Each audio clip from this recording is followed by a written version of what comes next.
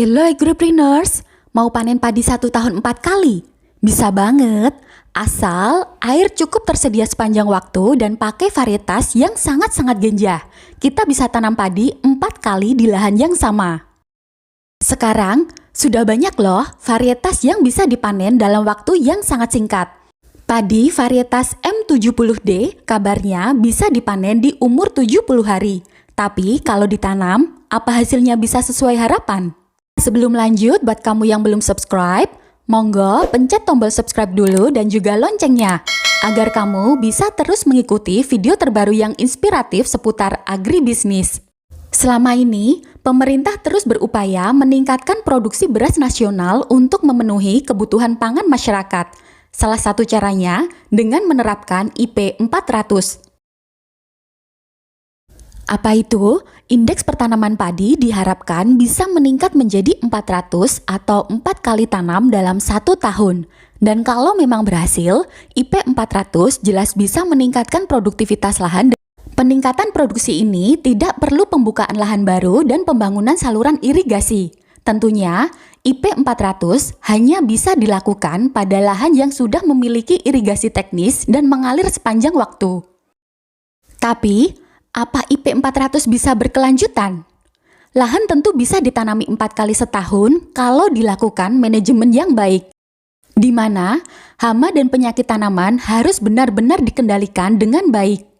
Kemudian, hara tanaman yang dieksploitasi lebih dalam harus benar-benar dijaga agar mampu menyediakan nutrisi untuk tanaman sepanjang tahun. Selain itu, pengelolaan tanam dan panen harus dilakukan lebih baik dengan jadwal yang sangat padat. Dan tentunya, varietasnya juga mendukung. Dipilih varietas padi yang sangat genjah agar bisa lebih cepat panen. Saat ini, banyak pilihan varietas padi yang sangat genjah. Salah satu padi yang sangat genjah adalah M70D. Padi sawah varietas M70D atau kabarnya merupakan singkatan Muldoko 70 Days, punya umur yang sangat singkat. Disebut bisa panen pada umur 70 hari. Umur 70 hari setelah tanam tergolong sangat singkat untuk tanaman padi. Kalau lihat deskripsi varietas yang kita kutip dari berita resmi PVT, umur tanaman ini antara 87 sampai dengan 105 hari setelah semai. Jadi, sangat mungkin bisa dipanen pada umur 70 hari setelah tanam.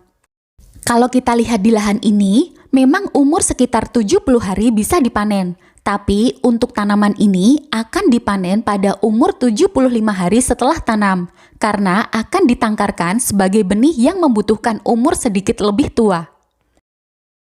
Kembali ke deskripsi varietas, tinggi tanaman ini berkisar antara 95 sampai 105 cm, dengan jumlah anakan produktif 21 malai per rumpun. Jumlah gabah 156 butir per malai, dengan bobot 1000 butir 28 gram. Jadi bukan butiran yang kecil ya. Potensi hasilnya bisa mencapai 9,39 ton per hektar. Potensi hasil ini cukup tinggi. Dan kalau kita lihat di lapangan, produksinya memang tergolong tinggi untuk pertanaman sekitar lokasi, tapi tidak jauh berbeda dibandingkan rata-ratanya. Produktivitas per hektar mencapai 7,5 sampai 7,6 ton per hektar. Petani yang menanam varietas ini cukup puas dengan hasil panennya. Dari sekian banyak keunggulannya, kita coba yuk hitung-hitung keuntungannya kalau kamu mau tanam varietas ini. Hitungan ini menggunakan asumsi biaya budidaya padi di daerah Kalasan, Sleman. Lokasi ini merupakan penangkaran benih PB Usaha Tani Group.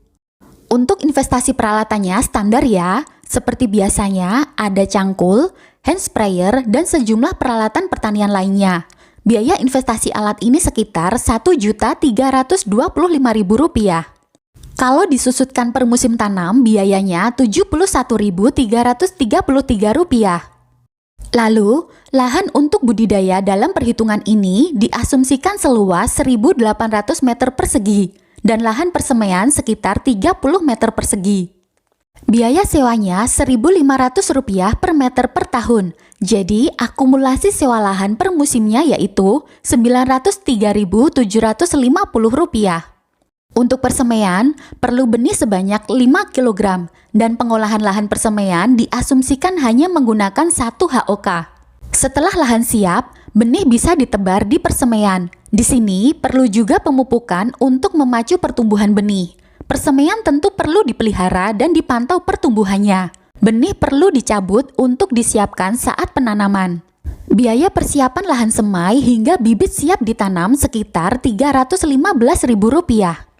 Setelah persiapan lahan dan penanaman di persemaian, lalu lahan penanaman siap diolah.